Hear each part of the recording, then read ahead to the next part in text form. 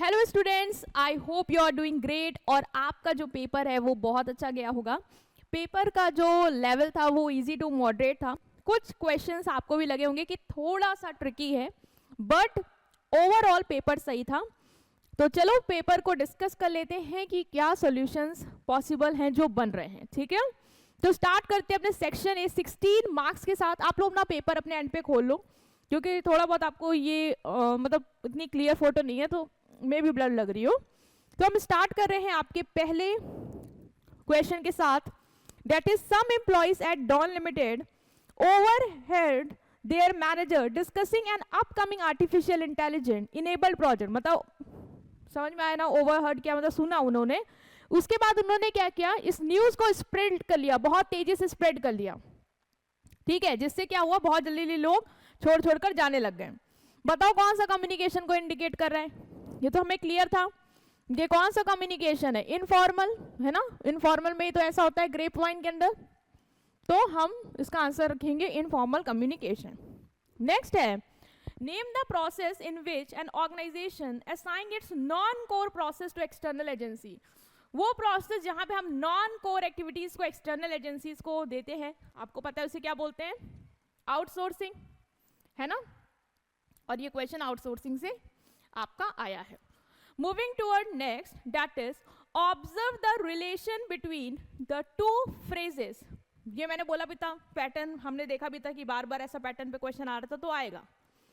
Systematic study of job, job analysis, explanation of the scope of job. जब systematic study of job करते हैं तो हम उसको बोलते हैं जॉब एनालिसिस, और जब हम स्कोप बताते हैं जॉब का तो उसको क्या बोलते हैं, उसको बोलते हैं जॉब डिस्क्रिप्शन, है ना। याद है, जॉब डिस्क्रिप्शन में हम बताते हैं क्या करना है, कौन कौन से टास्क है, कौन कौन सी ड्यूटी रिस्पॉन्सिबिलिटी कैरी आउट करनी है।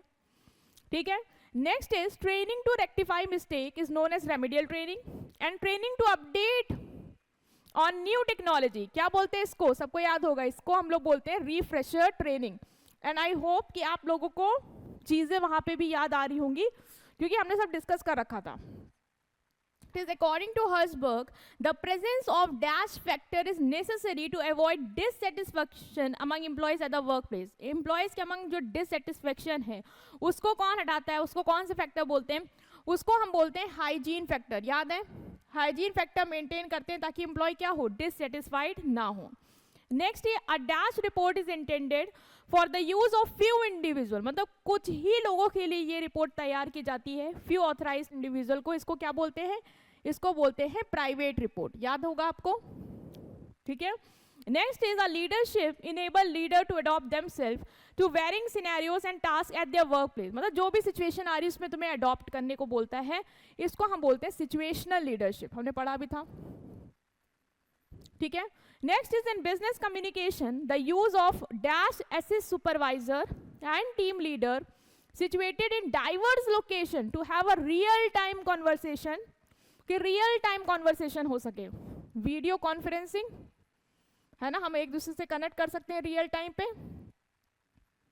तो ये हमारा आंसर बनेगा यहाँ पे। Next is Varsha wants to attend the naming ceremony of a friend baby which require only 1 day leave, जिसके लिए 1 दिन की छुट्टी चाहिए। तो उसको since her friend has been unwell, उसकी फ्रेंड अनवेल भी थी, तो उसको सपोर्ट भी देने के लिए उसने सोचा कि 1 दिन और छुट्टी ले लेते हैं। इस ड्यूरेशन को कंसीडर करके और पर्पस को कंसीडर करके तुम बताओ कौन सी लीव के लिए वर्षा को अप्लाई करना चाहिए। ठीक है, बेबी के सेरेमनी जिसके 1 दिन की छुट्टी चाहिए, और friends since of course unwell है तो उसको भी सपोर्ट करने की एक और सोच रही छुट्टी ले लेती हूँ, तो ये आ जाएगा आपका कैजुअल लीव में, है ना। कि कैजुअल लीव आपको 1 से 2 दिन तक की मिल सकती है पर्सनल रीजन के लिए। तो मेरे अकॉर्डिंग आंसर कैजुअल बनेगा। ठीक है, मैटरनिटी ऑफ कोर्स नहीं है, उसके केस में होती तो मिलती। मेडिकल लीव भी एज सच कोई ऑपरेशन होना है किसी का वो नहीं है, फ्रेंड अनवेल है सो उसको बस सपोर्ट के लिए, उसके साथ समय बिताने के लिए वो एक छुट्टी लेना चाह रही, तो we can count it and casual leave, है ना। मेडिकल लीव भी बहुत टाइम की होती है फिर। ठीक है, नेक्स्ट हम स्टार्ट कर रहे हैं, और ये थोड़ा अनप्लान्ड वे में भी है कि मतलब उसने बाद में डिसाइड किया होगा। मेडिकल लीव थोड़ा सा पहले से ही डिसाइडेड रहता है चीज़ें, कि घर में किसी का ऑपरेशन हो या जिसका होना उसके लिए हमें कुछ दिनों की, ज़्यादा दिनों की छुट्टी चाहिए होती है। मेरे अकॉर्डिंग ये बन रहा है। नेक्स्ट देखते हैं क्या आंसर भी आता है। The Human Resource Department at Harry and Son wants to reduce subjective bias while evaluating the performance of each worker and comparing the result. इसका आंसर बहुत लोगों ने गेस किया होगा कि सब्जेक्टिव बाइस रिड्यूस करने के लिए एक मेथड जो बहुत ज़्यादा सुटेबल, मतलब तुम्हें लग रहा होगा कि ये भी हो सकता है, इसमें भी अच्छा है, लेकिन मोस्ट सुटेबल तुम्हें बताना है। और मोस्ट सुटेबल हमने देखा था कि जो 360 डिग्री वाला होता है ना, कि सबसे ले लो फीडबैक, वो ज़्यादा सुटेबल होता है in case of removing subjective biasness, है ना। तो हम इस पे जा सकते हैं ऑप्शन सी पे, मोस्ट सुटेबल के पर्सपेक्टिव से, ठीक है। और आपको याद होगा एक मेरिट ग्रेडिंग भी था उधर, जिसमें हमने देखा था कि सब्जेक्टिव बायस को रिड्यूस करने के लिए स्पेसिमेन में था कि मेरिट ग्रेडिंग ज़्यादा बेटर ऑप्शन रहता है। तो थोड़ा बहुत हो सकता है कि स्विच कर भी सकती है, आईसीएससी में भी स्विच कर सकती है इस कैटेगरी पे भी, कि फिक्स परफॉर्मेंस कैटेगरी पे भी, इसमें भी आ सकता है। बट मेरे अकॉर्डिंग फीडबैक 360 डिग्री वाला ज़्यादा सुटेबल रहेगा। बट लेट्स सी क्या आंसर आता है, तो थोड़ा सा इन दोनों में है मुझे।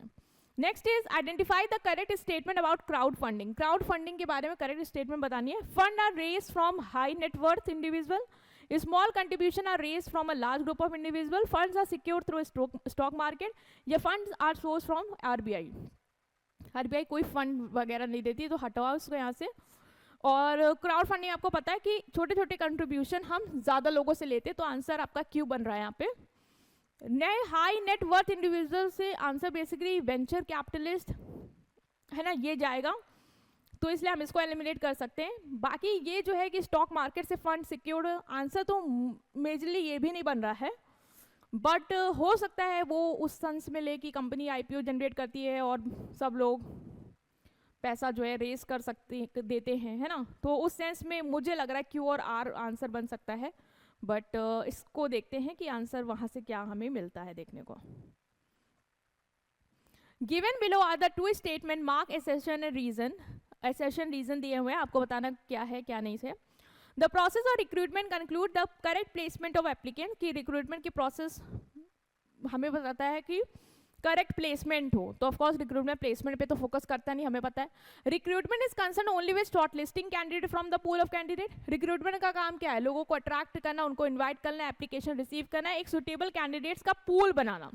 शॉर्ट लिस्टिंग वगैरह सब सिलेक्शन के पार्ट आ जाते हैं, तो दोनों ही हमारी स्टेटमेंट क्या है, गलत है, ठीक है। तो both assertion and reason are wrong. Next यहाँ पे हमारा है एक क्वेश्चन, वो है हमें ट्रू और फॉल्स बताना है, ठीक है। A quotation letter seeks information about the availability of product from the seller. Quotation letter में हम ये देखते हैं कि अवेलेबिलिटी है सेलर के पास, नहीं, वो इंक्वायरी लेटर होता है, तो ये गलत हो गया। Food safety and standard authority of India collect and collate data on contamination of water. देखो फूड सिक्योरिटी एंड इसका एक चीज़ तो है कि वाटर जो लोग पैकेज फूड इंडस्ट्रीज वाले वाटर बेचते हैं उसकी क्वालिटी ये चेक करता है, लेकिन पूरे इंडिया के टर्म में अगर वो डेटा कलेक्ट करना, उसको कोलेक्ट करना, तो ये काम उसका नहीं है, तो उस सेंस में हम इसको फॉल्स बोल सकते हैं। अब हमें ये देखना है कि ये आंसर किस सेंस में वो लोग देते हैं, है ना। फूड इंडस्ट्री में तो वाटर की क्वालिटी चेक करता है, बट ओवरऑल कंट्री के बारे में बोलो कि डेटा हर जगह से सैंपल कलेक्ट करना, उसकी क्वालिटी, वो इसका काम नहीं है, वो हमारे सेंट्रल पॉल्यूशन कंट्रोल बोर्ड का काम है। तो मेरे अकॉर्डिंग ये फॉल्स है, बट लेट्स सी क्या आंसर आता है। Laid off employees can not be reappointed in the same firm from even when it business condition improve, तो ऐसा नहीं है। ले ऑफ करते हैं, सिचुएशन सही होती है तो हम उसको बुला लेते हैं, तो ये गलत है। Trade block such as increase in tariff restrict globalisation of industries, तो हाँ, जब ये ट्रेड बैरियर वगैरह निकलते हैं, जैसे टैरिफ लगा देना, तो उससे हमें दिक्कत आती है। ग्लोबलाइजेशन ऑफ इंडस्ट्रीज के लिए रिस्ट्रिक्शन है ऑफ कोर्स, है ना, टैरिफ बढ़ जाते हैं तो इंपोर्ट एक्सपोर्ट में दिक्कत होगी, तो हमारा ये आंसर जो है वो सही है ना, इसमें बस यही सही था। ओके, तो ये हमने अभी तक डिस्कस कर लिया आपका, आई थिंक सारे हो गए हैं, 9 हो गया। तो देखो कुछ कुछ में है चीज़ें कि लग रहा है कि ये थोड़ा डाउट में जा रहा है, बट वही है ना कि अब आईसीएससी क्या बोलती है वो हमें थोड़ा सा वेट करना पड़ेगा। फाइनल आंसर तो उनके अकॉर्डिंग ही हमारा जाएगा, ठीक है। बट मैंने अपना जो मुझे लग रहा था, मैंने आपसे अपना ओवरव्यू शेयर कर दिया। नेक्स्ट सेक्शन बी पे आते हैं, with reference to staff morale. अब स्टाफ मॉरल से क्वेश्चन आया था आपका, एक्सप्लेन करो how much of the following factor act as a morale stimulant and morale depression. देखो इन दोनों में तुम्हें बताना है कि कैसे ये मॉरल स्टिमुलेंट की तरह भी एक्ट कर सकता है और डिप्रेशन की तरह। ऑफकोर्स जब चीज़ अच्छी होगी तो स्टिमुलेट करेगा, है ना, मॉरल बूस्ट करेगा, और नहीं होगी तो हमारा मॉरल जो है वो डाउन करेगा, डिप्रेस करेगा। तो इसका जो पॉसिबल आंसर बन सकता है जो मैं आपके साथ शेयर कर लेती हूँ, एक मिनट मुझे टाइम देना,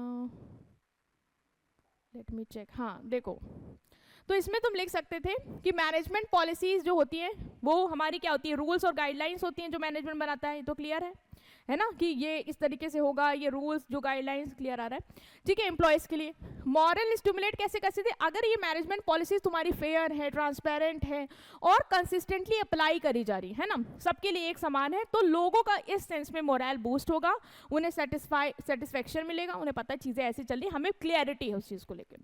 और अगर यही पॉलिसी तुम्हारी बाइस्ड होगी, है ना, कुछ लोग को तुम फेवर करते हो, कुछ लोगों को तुम ऐसी पॉलिसी बनाए रखी है कि तुम लोग उनको कंसीडर नहीं करते हो, तो ऑफ कोर्स उनको इनसिक्योरिटी फील होगी, they will feel dissatisfied.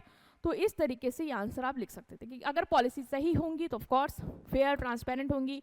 I think आप लोगों ने लिखा भी होगा कि ट्रांसपेरेंट फेयर होंगी पॉलिसी, तो एम्प्लॉयज़ का मोरल बूस्ट होता है। अगर वही पॉलिसीज हमने जो बनाई है, रूल्स, रिस्ट्रिक्शंस, गाइडलाइंस, वो बाइज्ड हैं तो of course they will depress the moral.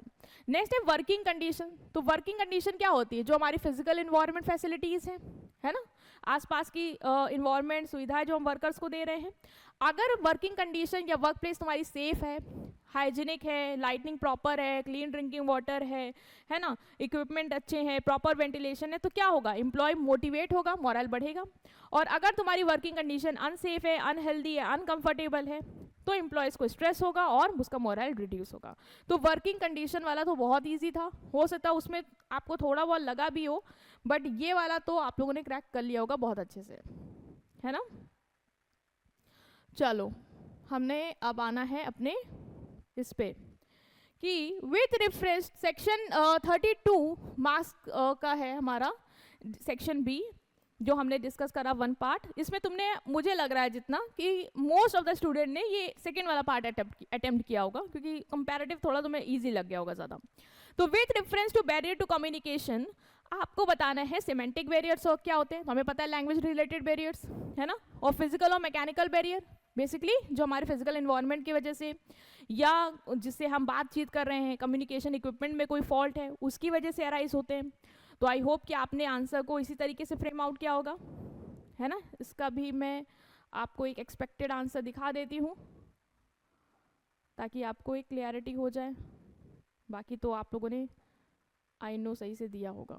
देखो मैं सारे आपको कहीं ना कहीं दिख ही जा रहे हैं। देखो ये है कि physical and mechanical arise due to environment condition, है ना, मैकेनिकल इन्वायरमेंट कंडीशन की वजह से आते हैं, जैसे नॉइस और डिस्टर्बेंस है सराउंडिंग में, फिजिकल डिस्टेंस ज़्यादा है, कम्युनिकेशन इक्विपमेंट फॉल्टी है, नेटवर्क टेक्निकल फॉल्ट हो गया, या कम्युनिकेशन फैसिलिटीज़ का इंफ्रास्ट्रक्चर अच्छा नहीं है, इस वजह से, है ना। तो फिजिकल में ये लिखा होगा आपने, और सिमेंटिक में आपने लिखा होगा कि लैंग्वेज रिलेटेड बैरियर है। इसका मुझे दिख नहीं रहा है कहाँ गया, बट उम्मीद है आपने वही लैंग्वेज रिलेटेड बैरियर मीनिंग और वर्ड्स में प्रोनाउंसिएशन में डिफरेंस, है ना, ये सब चीज़ों को आपने मेंशन किया होगा। ठीक है, तो ये भी इजी था, 2 पॉइंट लिखने थे, लिखे होंगे आपने। नेक्स्ट आते हैं थर्ड पे, Marvel limited plan to expand its business and need help in generating capital while ensuring compliances with the security market regulator. Identify the security market regulator refers to above. देखो Marvel limited अपना business expand करना चाहता है और capital generate करना चाहता है, ये कीवर्ड था तुम्हारा कि उसे कैपिटल जनरेट करनी है, और जो सिक्योरिटी मार्केट रेगुलेटर है, ठीक है, उसके साथ जितने भी कंप्लायंसेस हैं वो चाह रहा है कि मतलब पूरी फुलफिल करी जाए। तो तुम्हें बताना है कि यहाँ पे जो सिक्योरिटी मार्केट रेगुलेटर है वो कौन सा है। एक वे बताना है जिससे सिक्योरिटी मार्केट रेगुलेटर इन्वेस्टर को प्रोटेक्ट करता है। इंटरमीडिएटरीज किसको, कौन से इंटरमीडिएटरीज को यूज कर सकता है कैपिटल जनरेट करने के लिए, ये था। और क्या security market regulator commercial bank को परमिट करती है फंड देने के लिए, अगर हाँ तो रीजन दो, ना तो रीजन दो, है ना। ये क्वेश्चन आपका स्टॉक मार्केट से रिलेटेड हमें देखने को मिला था। तो इसका जो आंसर आपका है वो देखो, सबसे पहले सिक्योरिटी रेगुलेटर जो बात की गई है वो कौन है, तुम्हारा सेबी। तुमने गेस भी किया होगा, स्टॉक मार्केट को रेगुलेट कौन करता है, security and exchange board of India. कोई एक रीजन बताओ, मतलब किस तरीके से प्रोटेक्ट करता है, तो तुमने लिखा होगा मे बी कि fair and transparent trading practices से इंश्योर करना, है ना, कंपनीज रूल्स को फॉलो करे, रेगुलेशन को फॉलो करे, ये इंश्योर करना, इन्वेस्टर को प्रॉपर इन्फॉर्मेशन दी जाए, कंप्लीट इन्फॉर्मेशन दी जाए, ये इंश्योर करना, इन्वेस्ट जो इंटरमीडिएटरीज हैं उनको कंट्रोल करना, है ना, वो फ्रॉडलेंट प्रैक्टिस ना कर पाए। तो इस तरीके से आपने बहुत सारे पॉइंट्स में कोई एक पॉइंट तो लिखा होगा, ठीक है। नेक्स्ट इज कौन सा इंटरमीडिएटरी है सिक्योरिटी मार्केट रेगुलेटर का जिसको वो रिफर कर सकता है कैपिटल को जनरेट करने के लिए। तो कैपिटल को जनरेट करने के लिए वो मर्चेंट बैंकर को रिफर कर सकता है। और मर्चेंट बैंकर कौन होते हैं, जो कंपनी को हेल्प करते हैं कैपिटल को रेज करने में, ठीक है, फ्रॉम सिक्योरिटी मार्केट, उनके शेयर और डिबेंचर को इशू करके, तो मर्चेंट बैंकर। नेक्स्ट है क्या security market regulator commercial bank को फंड देने की परमिट कर सकता है, तो नहीं। सिक्योरिटी, ये जो security and exchange board of India है, ये किसको रेगुलेट करता है, सिक्योरिटी मार्केट को। कमर्शियल बैंक को कौन रेगुलेट करता है, आरबीआई, उसको आरबीआई बताएगा, ठीक है, ये नहीं बताएंगे। तो इनकी कोई परमिशन कमर्शियल बैंक को नहीं, मतलब इनके पास कोई वो अथॉरिटी नहीं है कि ये कमर्शियल बैंक को ऑर्डर दें कि तुम फंड दो, नहीं, वो आरबीआई का है, क्योंकि उसका रेगुलेटर कौन है, आरबीआई। तो ये आंसर इस वजह से क्या था, गलत था, रीजन ये था तुम्हारा, ठीक है। इसके बाद आई थिंक डिफरेंस था तुम्हारा फोर्थ वाला कि हॉरिजॉन्टल और वर्टिकल कम्युनिकेशन में क्या डिफरेंस है अलग अलग बेसिस पे। तो पर्पस की बात करें तो हॉरिजॉन्टल कम्युनिकेशन का पर्पस क्या होता है कि कोऑर्डिनेशन और कॉपरेशन प्रमोट करना among the employee at the same level, same level पे जो एम्प्लॉयज काम कर रहे हैं उनके अमंग कॉपरेशन कोऑर्डिनेशन। और वर्टिकल का क्या है, इंस्ट्रक्शन देना, फीडबैक देना, ये पर्पस है। डायरेक्शन की बात करें तो हॉरिजॉन्टल कम्युनिकेशन कैसे फ्लो करता है, सेम लेवल पे, और वर्टिकल कम्युनिकेशन अपवर्ड और डाउनवर्ड, है ना, अलग अलग लेवल ऑफ मैनेजमेंट पे, या तो अपवर्ड मूवमेंट या तो डाउनवर्ड। रिलेशनशिप बात करें तो हॉरिजॉन्टल कम्युनिकेशन का क्या रिलेशन है, occur between employees having equal status, ये यहाँ पे रिलेशन उन एम्प्लॉयज के बीच में होता है जो सेम लेवल पे है ना। और यहाँ पे रिलेशन कैसा है, सुपीरियर और सबऑर्डिनेट, बॉस और एम्प्लॉयज के बीच में रिलेशन होता है। स्पीड की बात करें तो आपको ही पता है कि हॉरिजॉन्टल कम्युनिकेशन में फास्टर होता है कम्युनिकेशन, क्योंकि तुम्हें हेयर की लेवल नहीं फॉलो करने ऊपर बात करने के लिए, लेकिन यहाँ पे सिंस लेवल ऑफ हेयर की फॉलो करने पड़ते हैं तुम्हें, तो कम्युनिकेशन डिले होता है वर्टिकल में, ठीक है। तो इस तरीके से आपने अपनी लैंग्वेज में फ्रेम आउट किया होगा, है ना। तो आंसर इस तरीके से ये बनेगा। तो हमने ये वाला भी अपना डिस्कस कर लिया 4। अब हम आते हैं 5 पे कि 2 फ्रेंड्स हैं, ये तो बहुत इजी आया था आपका, है ना, पार्टनरशिप से क्वेश्चन था कि 2 फ्रेंड हैं आनंदिता और रुखसाना, इन्होंने बिजनेस स्टार्ट किया है और इन्वेस्ट किया पैसा जो भी बताया था। तुमको पूछा था कौन सा फॉर्म है बिजनेस का, तुम्हें आइडिया लग गया होगा, 2 लोग हैं तो ऑफकोर्स ये क्या था, पार्टनरशिप। उस बार हमें जो पढ़ा था वो कौन सा आता है, सोल प्रोपराइटर।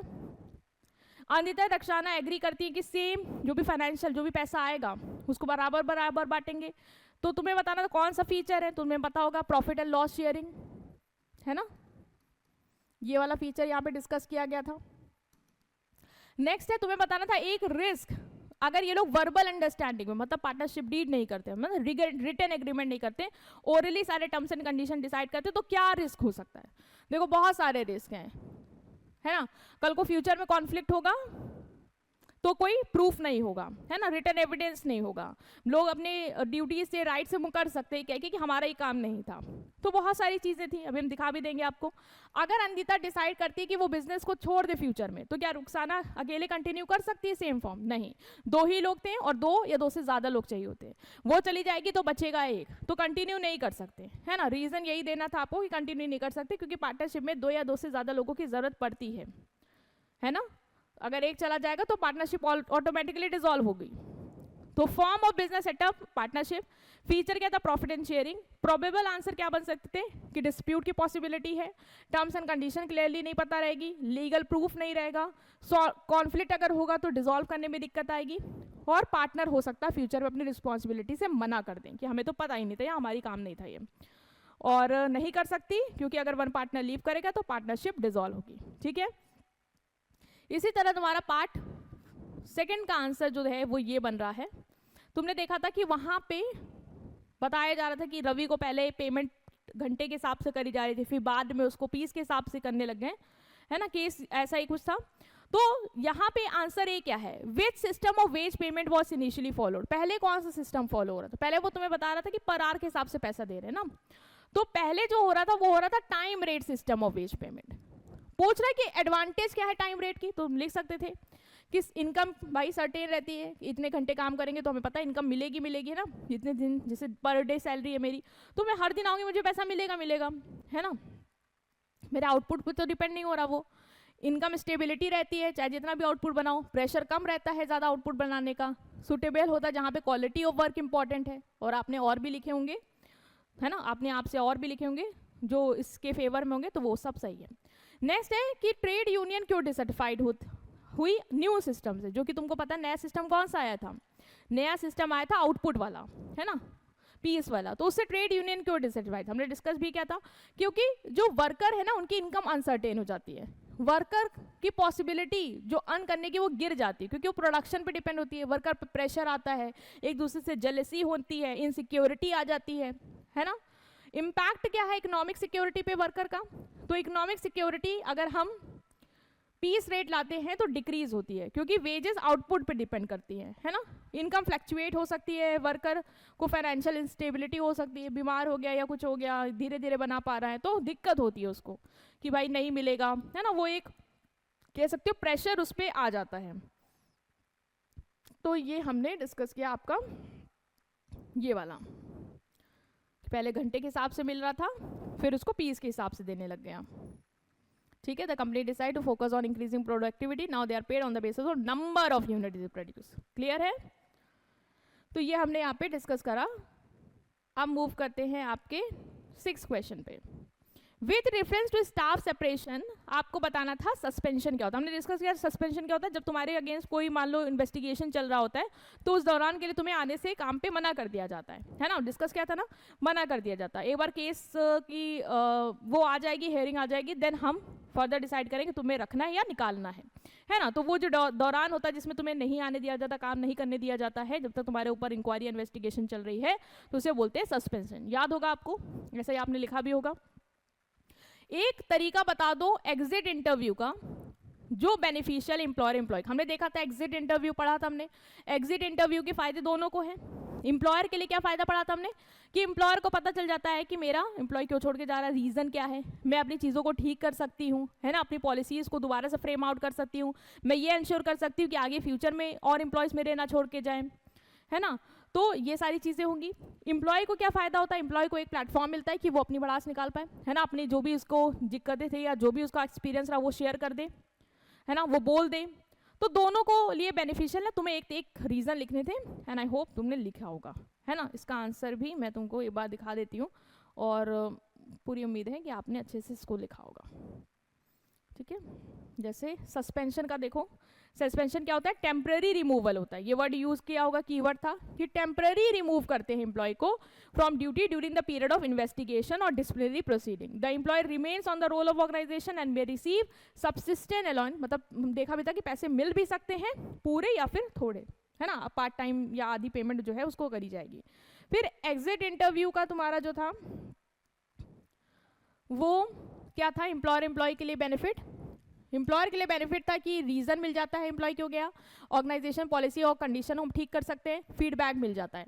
एम्प्लॉय के लिए क्या, वो अपना व्यू और फीडबैक बता सकता है, एम्प्लॉय अपना जो भी दुखड़ा है वो रो सकता है, और ऑर्गेनाइजेशन में अगर उसको कोई दुख नहीं था तो पॉजिटिव नोट्स पे भी लीव कर सकता है। ज़रूरी नहीं है तुम्हें दिक्कत हुई तभी तुमने लीव किया, हो सकता है तुम्हें कोई अच्छी अपॉर्चुनिटी मिल गई लीव करे हो, तो अपना जो भी पॉइंट ऑफ व्यू है वो आप रखेंगे, ठीक है। इसके बाद हमारा और कौन से क्वेश्चन आए थे, फिर आया था हमारा 7, ये भी आपने आराम से कर लिया होगा, हमने डिस्कस भी किया था कि lack of faith in usefulness और ट्रेनिंग, ट्रेनिंग में भरोसा नहीं है, जिसकी वजह से क्या होता है ट्रेनिंग में रुकावटें आती है में एम्प्लॉयज़ को देने में, है ना। लोग जैसे हमने पता टॉप मैनेजमेंट पढ़ा था कि रिलाई नहीं करता, उसको लगता है ट्रेनिंग फालतू का एक खर्चा है और टाइम वेस्ट है और कोई मतलब नहीं इसको देने का। तो तुम्हें और भी हिंड्रेंस बताने थे, ये तो एक था ही, और भी तुम्हें कुछ हिंड्रेंस बताने थे कि कौन कौन से हिंड्रेंस हैं हमारे ट्रेनिंग पे। तो इसका जो प्रोबेबल आंसर मैं आपको शो कर रही हूँ वो बनेगा आपका ये। तो तुम लिख सकते थे कि lack of top management support. अगर टॉप मैनेजमेंट सपोर्ट नहीं करे, है ना, अगर टॉप मैनेजमेंट डिस्करेज करे, ट्रेनिंग प्रोग्राम के लिए बजट ना दे, अप्रूव ना करे, तो दिक्कत होगी, तो भी हिंड्रेंस है। शॉर्टेज ऑफ फंड, अगर ट्रेनिंग के लिए फंड चाहिए होता है ऑफकोर्स, मटेरियल, इंफ्रास्ट्रक्चर, और अगर फंड ही नहीं है तुम्हारी ऑर्गेनाइजेशन में तो भी नहीं। इस शॉर्टेज ऑफ क्वालिफाइड ट्रेनर्स, अगर जो ट्रेनर्स हैं वो क्वालिफाइड नहीं है तो दिक्कत। अगर एम्प्लॉयज ही नहीं लेना चाहते हैं ट्रेनिंग तो ऑफकोर्स ये तो दिक्कत है ना। तो ये सारे पॉइंट आपने लिखे होंगे।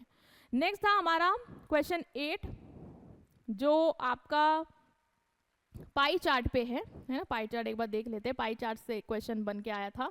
थोड़ा सा आप लोग को इसमें भी थोड़ी दिक्कत आई होगी, है ना, बट ये भी ठीक था। देखो यहाँ पे तुम्हें वर्कफोर्स का डिवीजन दिया है कि इनके वर्क फोर्स कैसे डिवाइडेड है।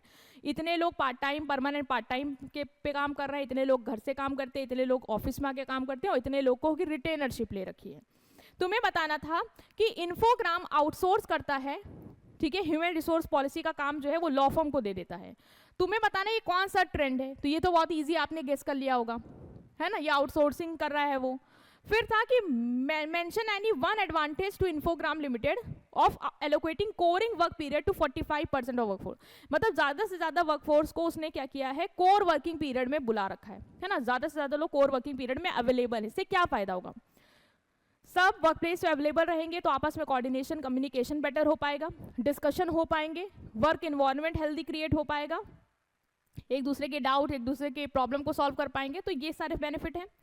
इन्फोग्राम अलाउ करता है कि 20% लोग वर्क फ्रॉम होम से काम कर लें, लेकिन सिर्फ 20% को ही क्यों? क्योंकि अगर सब वर्क फ्रॉम होम से काम करेंगे तो सबको मॉनिटर कर पाना, सुपरवाइज कर पाना डिफिकल्ट हो जाएगा, है ना। और तुमने एक उनका भी कोड भी पढ़ा था कि अगर हम ज़्यादा वर्क फ्रॉम होम पे डिपेंड होंगे तो जो क्वालिटी है हमारे एम्प्लॉयज़ की पोटेंशियल अप्रेजर के लिए वो भी डिक्रीज होती है। तो तुम लिख सकते हो ये सारी चीज़ें। Permanent part time employ can work simultaneously in other organisation.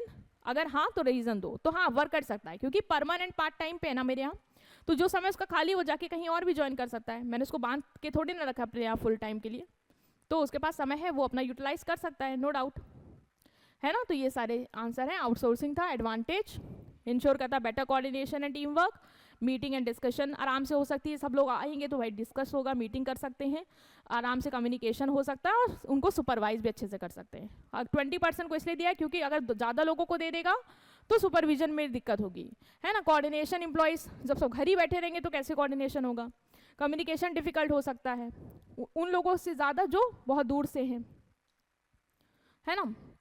To ensure smooth function of organisation smoothly चले, इसलिए 20% को ही करते हैं, ताकि जिनको ज़्यादा दिक्कत है या कोई दिक्कत चल रही है वो अपना घर से कर ले, बाकी सब ऑफिस में आके अपना वर्क करें।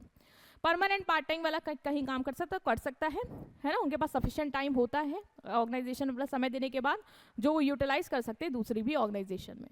तो ये देखो बन जाएगा, बना होगा क्वेश्चन, बस यही है कि थोड़ा सा दिमाग लगा के सोचने वाली चीज़ें थी, है ना। इंटरनेट, इंट्रानेट से क्वेश्चन आया था, तो इंटरनेट क्या था, बताया था कि जो ऑर्गेनाइजेशन यूज करती है पब्लिक प्लेटफॉर्म, जॉब पोर्टल्स, अपनी वैकेंसी को एडवर्टाइज करने का, मतलब पब्लिक नेटवर्क होता है ना। सब लोग यहाँ पे अप्लाई कर सकते हैं, ऑर्गेनाइजेशन बहुत सारे लोगों तक पहुँचती है इसके जरिए, रिक्रूटमेंट फास्टर भी होता है, कॉस्ट इफेक्टिव भी। इंटरनेट क्या कि कंपनी की खुद का प्राइवेट नेटवर्क जिसमें वो वैकेंसी निकालती है, सिर्फ उन्हीं लोगों को पता रहता है जो एग्जिस्टिंग एम्प्लॉयज़ हैं, वही एक्सेस कर सकते हैं। तो इंटरनल प्रमोशन रिक्रूटमेंट के लिए बेनिफिशियल है, और वाइडर रीच नहीं होती, सिंस एम्प्लॉयज़ जो हैं वो ऑर्गेनाइजेशन वाले ही अपना पब्लिक, मतलब इनकी जो खुद की वेबसाइट है, ठीक है, उसको यूज़ करके अपना फॉर्म वगैरह फिल कर सकते हैं। तो ये इंटरनेट और इंट्रानेट पे क्वेश्चन था जो हमने डिस्कस कर लिया, है ना, ये रिक्रूटमेंट का। इसके बाद तुम्हारे बहुत इजी क्वेश्चन आए थे। G2B, government to business discuss करने को आया था, outsourcing, group life insurance, professional significance of human resource management, ये सब चीज़ें हमने डिस्कस करी थी। प्रोफेशनल सिग्निफिकेंस मतलब एम्प्लॉय के सिग्निफिकेंस, एम्प्लॉय के लिए क्या फ़ायदा है उसका, है ना, वो सारी चीज़ें। जैसे G2B में तुमने क्या लिखा, गवर्नमेंट टू बिजनेस, गवर्नमेंट और बिजनेस बीच में ट्रांजैक्शन कैसे, तुम्हें पता है गवर्नमेंट क्या करती है, जब इलेक्ट्रॉनिक इंटीग्रेशन गवर्नमेंट और बिजनेस के बीच में होता है उसे G2B कहते हैं। बिजनेस जो है वो टैक्स, ड्यूटीज, ये सब गवर्नमेंट के प्लेटफॉर्म पे ऑनलाइन फिल करती है, गवर्नमेंट एक प्लेटफॉर्म देती है उनको, ऑनलाइन रजिस्ट्रेशन, लाइसेंस, ये सब चीज़ें कहाँ पे होती हैं, बिजनेस गवर्नमेंट की वेबसाइट को यूज़ करके कर सकते हैं। तो यहाँ पे इंटरेक्शन किसके बीच में हो रहा है, गवर्नमेंट और बिजनेस के बीच में। आउटसोर्सिंग क्या था, जब तुम अपने बिजनेस की core activities external sorry non core activities external agencies को दे देते हो ताकि तुम कोर एक्टिविटी पे फोकस कर पाओ, एफिशिएंसी बढ़ती है तुम्हारी। ग्रुप लाइफ इंश्योरेंस क्या था, जहाँ पे हम ऑर्गेनाइजेशन अपने सारे एम्प्लॉयज़ के लिए एक ही इंश्योरेंस में सबको कवर करा लेता है ना, एक ग्रुप ऑफ एम्प्लॉयज़ एक सिंगल पॉलिसी में कवर हो जाते हैं।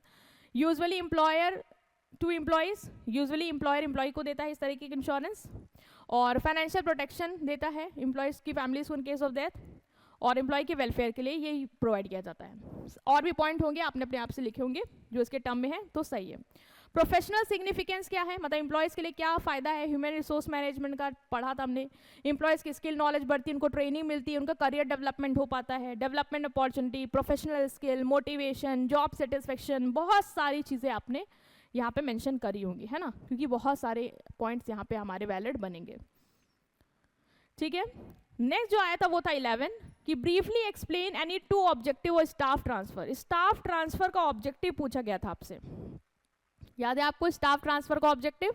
तो स्टाफ को ट्रांसफर क्यों करते हैं?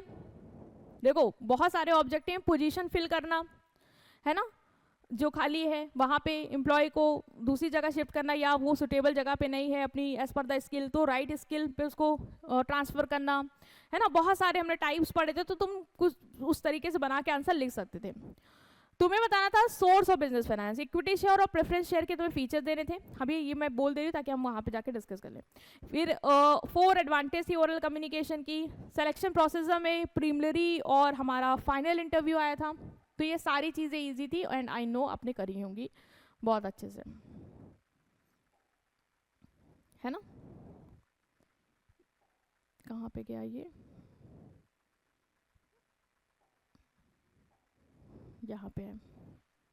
देखो स्टाफ ट्रांसफर के ऑब्जेक्टिव क्या है, ऑर्गेनाइजेशन की रिक्वायरमेंट को पूरा करना है, डिफरेंट डिपार्टमेंट जहाँ वैकेंसी खाली वहाँ पे बेस के रिक्वायरमेंट पूरी कर लेना, एम्प्लॉयज़ का इफेक्टिव यूटिलाइजेशन करना, एम्प्लॉयज़ किसी ऐसी जगह जहाँ पे भाई काम नहीं है तो ऐसी जगह डालो जहाँ काम हो, है ना। ट्रेनिंग डेवलपमेंट देने के लिए भी ट्रांसफर करते हैं, दूसरी जगह का सीख पाए।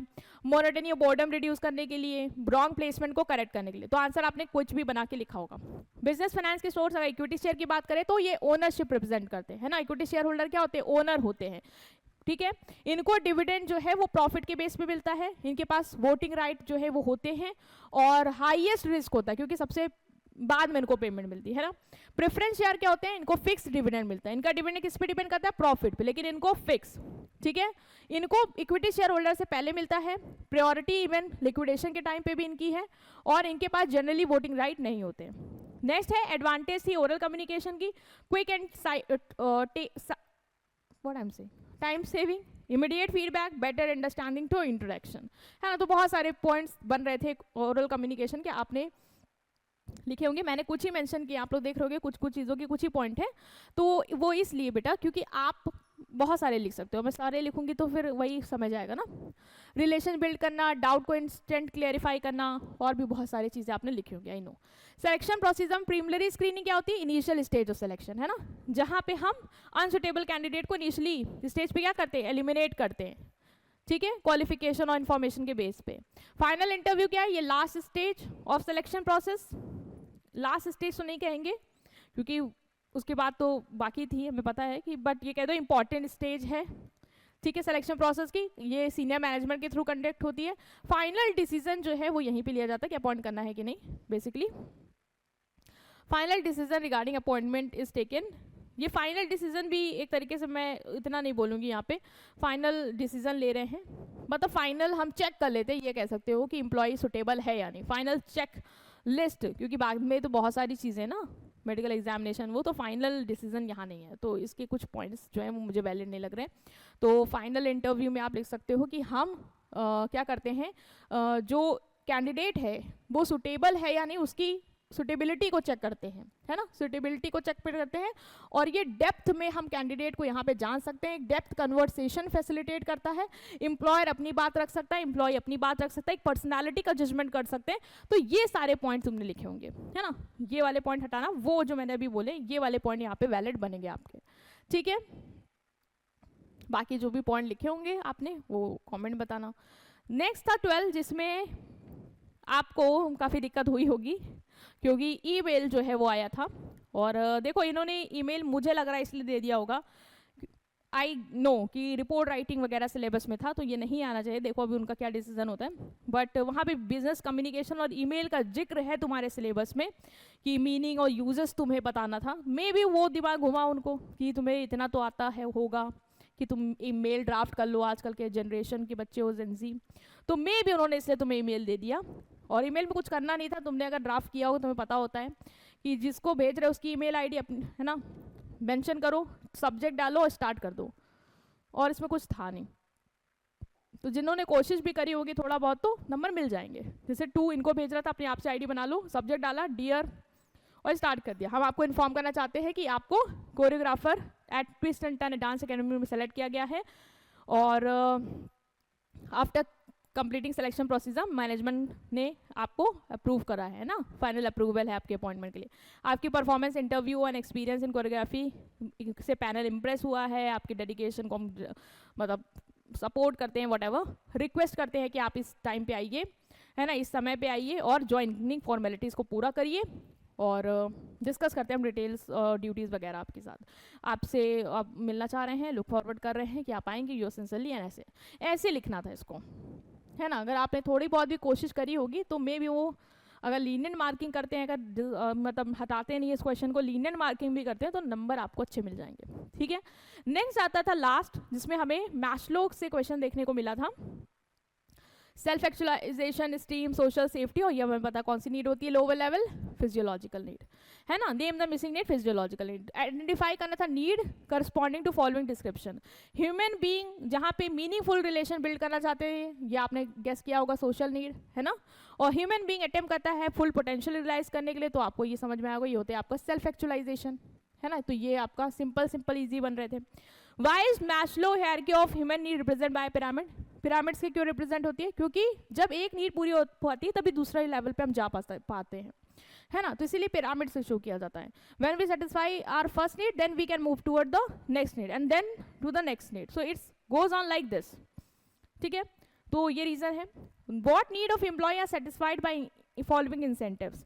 ग्रेचुइटी से कौन सी नीड सेटिस्फाई होगी, और तुम्हारी रिकॉग्नाइजेशन एंड एनुअल नीड से कौन सी। तो ग्रेचुइटी से सेफ्टी नीड हो सकती है, तुम्हारे फ्यूचर के बारे में सोचा जा रहा है, तुम्हें सिक्योरिटी दी जा रही है, जॉब सिक्योरिटी एंड ऑल, और एनुअल मीटिंग में तुम्हें रिकॉग्नाइज किया जा रहा है, तो ये तुम्हारी स्टीम नीड सेटिस्फाई कर रहा है। मोरल और मोटिवेशन में डिफरेंस आया था, मोरल और मोटिवेशन में देखा भी था, और 1-2 डिफरेंस आए थे। तो मोटिवेशन इंडिविजुअल ओरिएंटेड होता है, और मोरल ग्रुप। मोटिवेशन क्या होता है, विलिंगनेस है ना, एक अर्ज जो अंदर से आती है, जो आपको पुश करती है एक्शन लेने के लिए। और मोरल क्या होता है, आपका जो इन्वायरमेंट है उसके टुवर्ड आपका जो एटीट्यूड है ना, जो फीलिंग है आपकी बॉस को लेके, वर्क प्लेस को लेके, वो आपका मोरल है ना। तो ये चीज़ें बनेंगी आपकी। बाकी मैं देखती हूँ ये कहाँ पे मैंने मेंशन किया था, क्योंकि स्लाइड में यही दिक्कत आ रही है, यहाँ पे है, देखो। ठीक है, मैं थोड़ा बहुत ये एक्सप्लेनेशन ऐसे दिया हुआ है, आपने सिर्फ हेडिंग डाली होगी, उसी काम बन गया होगा।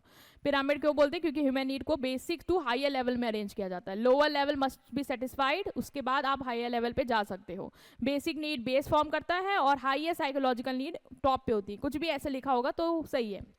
ठीक है, बाकी ग्रेचुइटी, सेफ्टी नीड, ये वो मोटिवेशन का process stimulating employees to perform better and overall attitude and satisfaction of employ, individual oriented, group oriented. ठीक है, तो इस तरीके से आपने डिफरेंस लिखे होंगे, हो सकता है आपने और डिफरेंस लिखे हो कुछ और अपार्ट फ्रॉम दिस, तो वो भी कंसिडर किए जाएंगे।